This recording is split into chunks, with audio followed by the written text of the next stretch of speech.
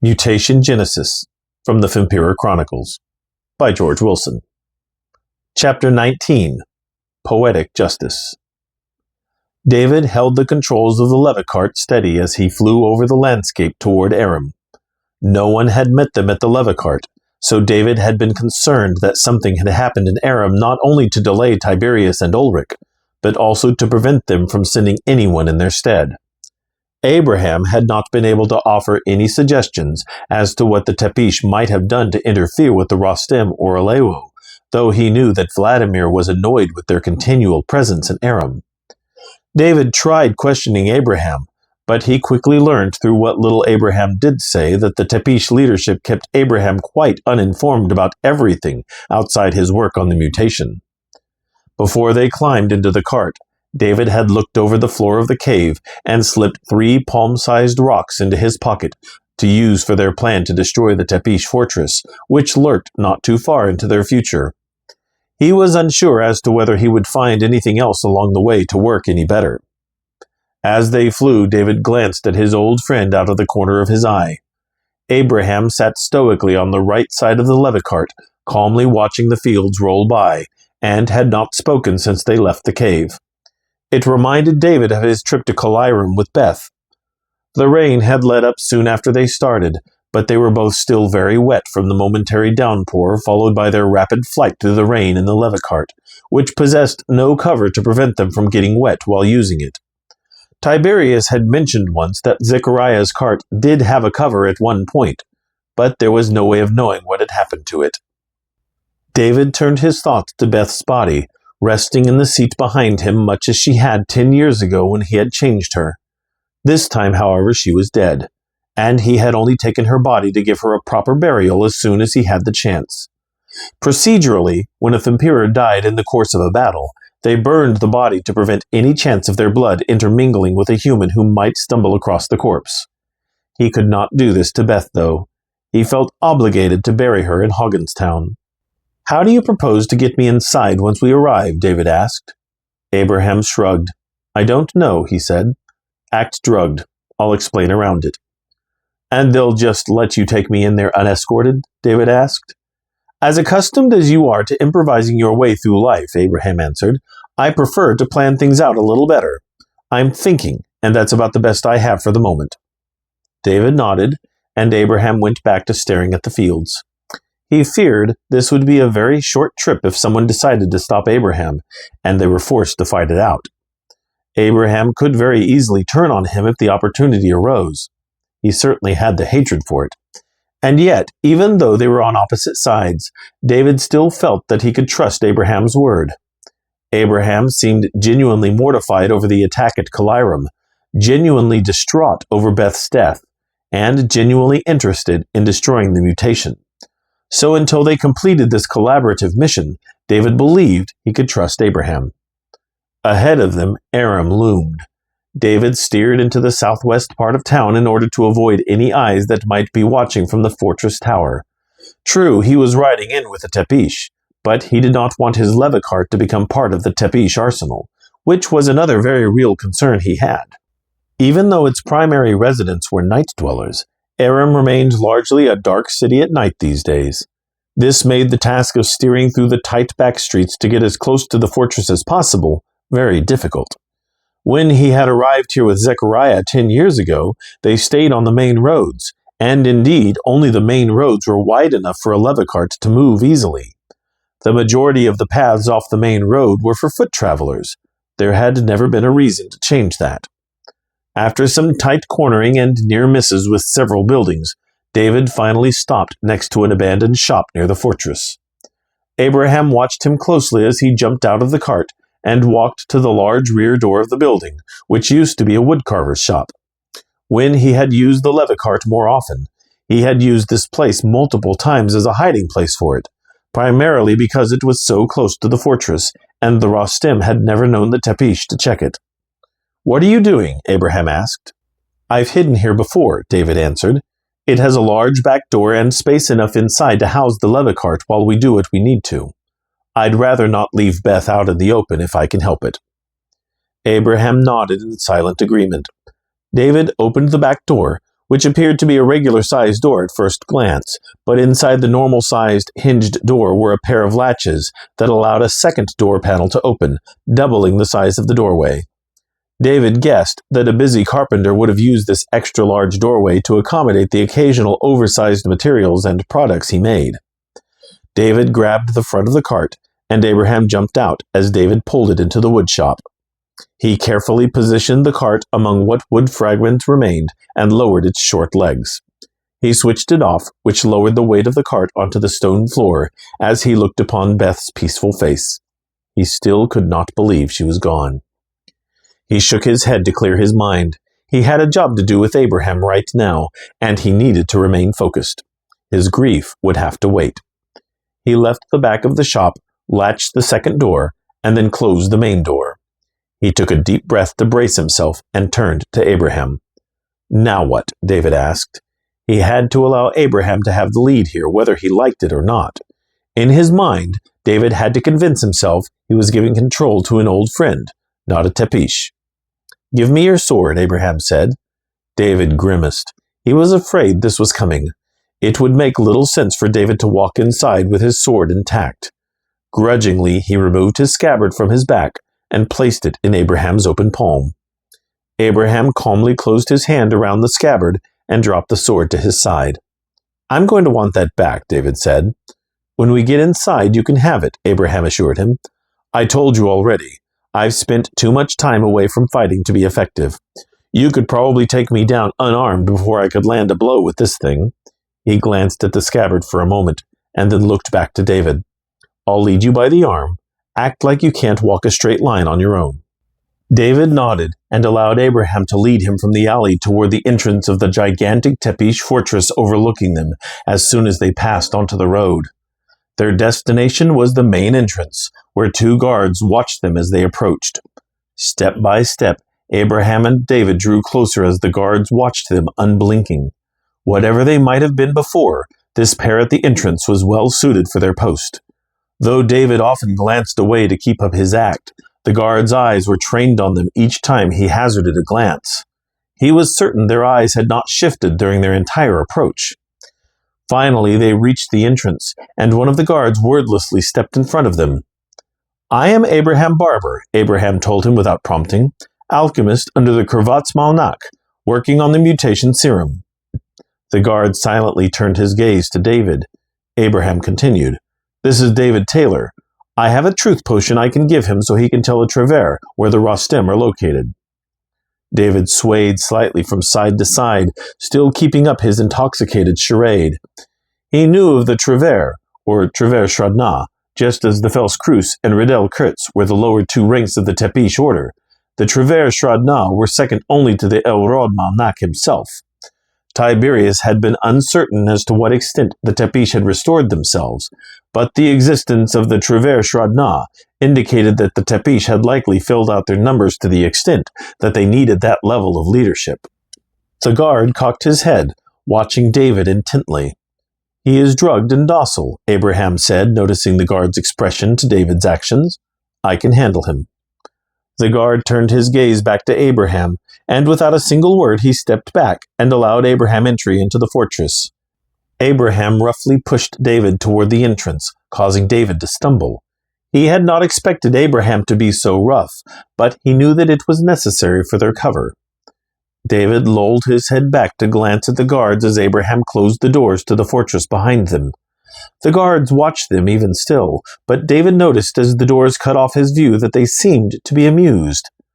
Other than amusement at his capture or apparent docility, why else would they be smiling? He looked forward to Abraham, who stepped into the main hall of the fortress. The main hall was large enough to accommodate an army and stretched upward 3 stories at least. The smooth walls were interrupted only by balconies on the 2nd and 3rd floors, as it ended at a ceiling just above the 3rd floor balconies. Unlike the old council body hall, however, the Tepish had built this building for function over lavishness. The walls were plain stone with 2 halls leading in opposite directions from the main hall, and 1 wide staircase directly ahead of them that curved out of view as it went up. But with so much room, there was one problem that David noticed. It was quiet. Even Abraham looked puzzled. Before David could ask, Abraham handed him his sword back and gestured to follow him down the hall to the right a short distance. David strapped his scabbard to his back and walked behind Abraham down the silent hall to where Abraham had stopped. Abraham opened a door that led into a small room like a closet. Abraham stepped in first and waited for David. David stared at him, confused. "Whenever you're ready, David," Abraham said. David stepped cautiously into the small room. Abraham stood next to a switch on the wall that looked like it would move up and down, but at the moment it rested in the center position. He looked up and found the roof of the room open with a tall shaft leading far, far up into the highest parts of the tower. There were ropes or something similar attached to the top of the room leading up and out of sight as well. "What's this?" David asked. "More Fempiror ingenuity," Abraham said. "You'll want to stand away from the doorway." He flipped the switch to the up position. The room shuddered and then moved upward slowly. There was no door on the inside of the room, so David watched as the floors passed by on the outside of the room. "This is amazing," David exclaimed. Abraham shrugged. "It is," he said. "Some of the Tepish came up with it years ago, but never had anything to use it in. Then they wanted to make the fortress taller than any building in the area, so it gave them a chance to try it. It could use some improvements still, but it works well enough." David nodded and turned back to see the third floor pass by, and then the fourth. He looked at Abraham, who appeared worried as the floors passed. "What's wrong?" David asked. "It's too quiet," Abraham said. "The last time I was here, there was much activity, or at least you could hear talking. But now there's nothing. It concerns me. You'll want to be ready for anything." David nodded and drew his sword as they passed the fifth floor. This time they saw several Fempiror passed out on the floor.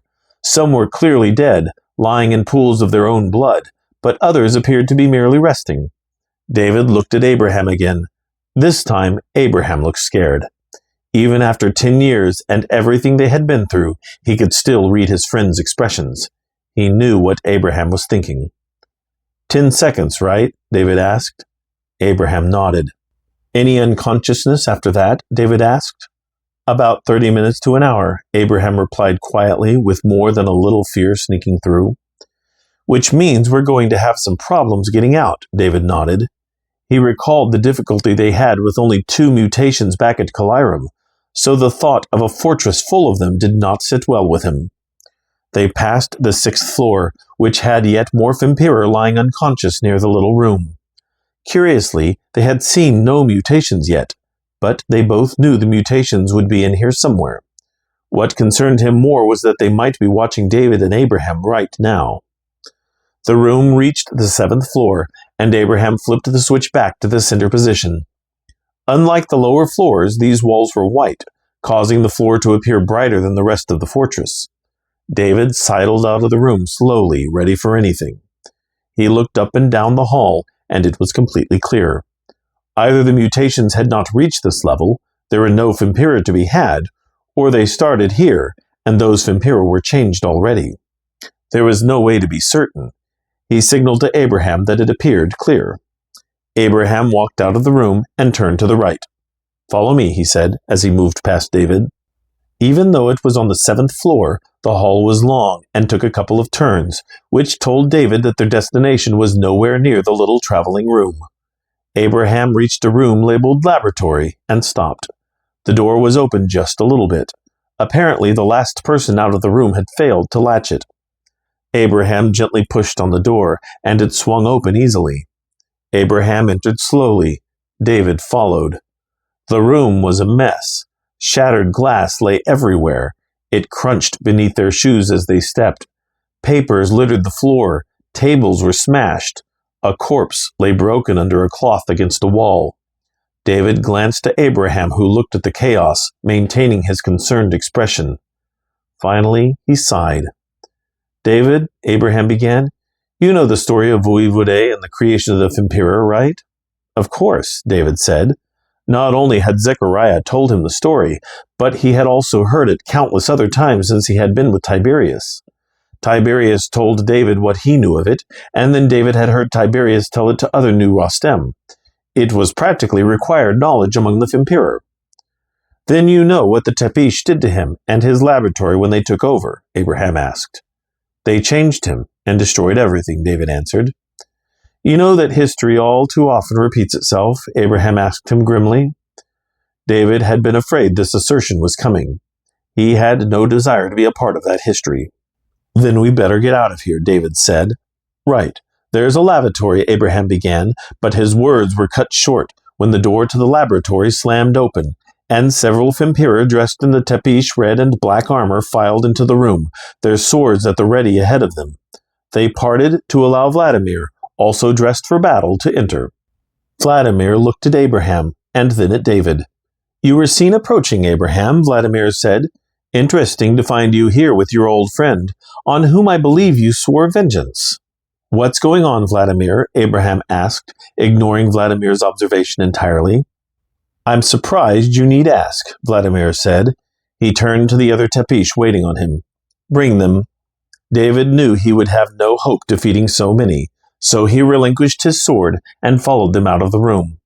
Abraham also found himself a slave to their line as they forced him to follow along with David. The Tepish walked in 2 lines of 7 warriors with Vladimir at the head. They had placed David and Abraham in the center of both lines. David stole a glance at Abraham, asking with his eyes if Abraham knew what was going on. Abraham shook his head with a shrug, and David had no reason to doubt him. They looked forward to see Vladimir lead the line along the hall to a door that opened into the center of the 7th floor. Vladimir pushed the door open, and inside several Tepish leapt back, prepared to attack any intruder. It is me, Vladimir announced. Hold your arms. The Tepish relaxed only slightly. David entered behind the squad into a large, immaculate room, draped in shades of blue, red, and purple. In the center of the room stood a throne on a small platform, and before this throne sat 3 chairs, one directly in front of the throne, and one on each side. It would be the only decorated room in the fortress, and David knew this setup from his studies. The throne was for the Elrod Malnak, the leader of the entire Tepish order. The 3 chairs would be for the Trever Shradna of the Tepish, 3 high leaders, each over one part of the Tepish order, taking orders only from the Elrod Malnak. There was no throne for Vladimir, as the Kurvatz Malnak had a different level of authority in the order, though he could command the Trever Shradna and was in a position to succeed the Elrod Malnak should the need arise. It came as no surprise to David that former council head Korean occupied the Elrod Malnak throne. David recognized the Trever chairs from the council so long ago. He thought hard over the names of the council that he had studied with Tiberius, since the Rostem knew that the council likely took up the leadership positions of the Tepish. Based on his memory, David presumed these 3 to be Tironis, Oligar, and Vierna, though he was uncertain he would be able to call them correctly by name if he had to. The party halted before the throne of Korean in front of the center Trever's chair, and Vladimir, Abraham, and the rest of the guards knelt before Korean, who stood up before them. David refused. He stood tall and looked Korean firmly in the eye. Korean was unmoved, and only smirked, recognition sparking in his eyes. So, Korean said proudly, the prodigy of the late Zechariah stands before me again. I do not forget a face, lad. You were silent last time, but will probably say much now. Already I see you learned much from his insolence. I hold no reverence for you, David said simply, so I will not bow to you. Korean shook his head, his pride melting away. It matters not, he said, his voice growing suddenly tired. He raised his hand, palm up, and the others rose to their feet. Korean sat on his throne. At this time we are all stuck together with the same problem, he said, trapped by our own impudence. By now you know we have accomplished our goal in creating the perfect Tepish warrior, one who thinks of nothing but the goal. But our perfect creation turned on its creator, and now you too slipped through the cracks to find yourselves trapped on the only floor not yet overrun. How lucky for you. The folly of Voivode repeats, David sneered. So the guards at the door, Abraham began. David was surprised he needed to ask. The guards were replaced first, Vladimir said, annoyed. They would permit entry to Tiberius, Ulrich, and the whole of the Rostam and Delewo forces, but only because they believe they will eventually transmutate or kill everyone in here. But this floor is not free, David said. The laboratory was destroyed. David saw Korean's expression change to that of fear. Clearly, Vladimir had chosen to keep this information from his master.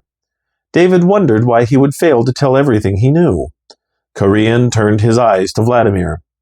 "Is this true?" Korean asked, his fear revealed in his voice.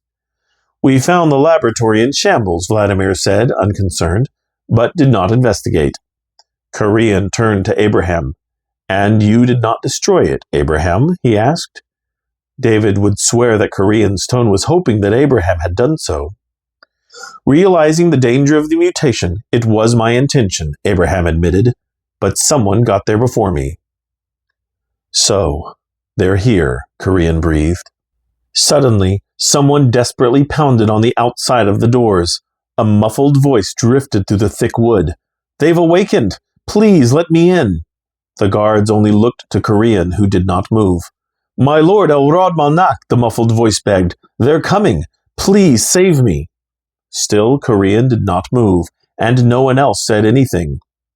David looked to Abraham, whose eyes closed in an expression of internal pain and anguish. David was powerless to do anything. He was outnumbered, and they had his sword. The person knocked a couple more times. His voice was hopeless. "Please." Then he screamed, but his scream was cut short. Fear etched Korean's face as the pounding on the doors began. "We are finished."